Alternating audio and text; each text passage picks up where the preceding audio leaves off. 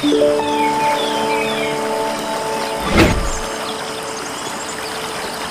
Dear friends, March 21ರಂದು ಅಂತಾರಾಷ್ಟ್ರೀಯ ಅರಣ್ಯ ದಿನವನ್ನು ಆಚರಿಸಲಾಗುತ್ತದೆ.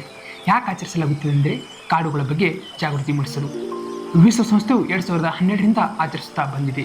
2025ರ ಥೀಮ್ ಏನೆಂದರೆ ಫಾರೆಸ್ಟ್ ಆ್ಯಂಡ್ ಫುಡ್ಸ್. ಅತಿ ಹೆಚ್ಚು ಅರಣ್ಯ ಹೊಂದಿರತಕ್ಕಂಥ ದೇಶ ರಷ್ಯಾ, ನಂತರದ ಸ್ಥಾನಗಳು ಬ್ರೆಜಿಲ್ ಮತ್ತು ಕೆನಡಾ. 2023ರ ಅರಣ್ಯ ವರದಿಯ ಪ್ರಕಾರ ಅತಿ ಹೆಚ್ಚು ಅರಣ್ಯ ಹೊಂದಿರತಕ್ಕಂಥ ರಾಜ್ಯ ಮಧ್ಯಪ್ರದೇಶ, ನಂತರದ ಸ್ಥಾನಗಳು ಅರುಣಾಚಲ ಪ್ರದೇಶ ಮತ್ತು ಛತ್ತೀಸ್ಗಢ.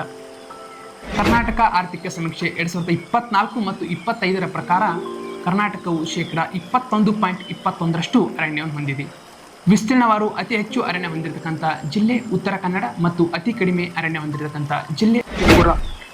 ಶೇಕಡಾವಾರು ಅತಿ ಹೆಚ್ಚು ಅರಣ್ಯ ಹೊಂದಿರತಕ್ಕಂಥ ಜಿಲ್ಲೆ ಉತ್ತರ ಕನ್ನಡ. ಇದೇ ಥರದ ಮಾಹಿತಿ ನಮ್ಮ ಫೇಸ್ಬುಕ್ ಫಾಲೋ ಮಾಡ್ಕೊಳ್ಳಿ. Thank you.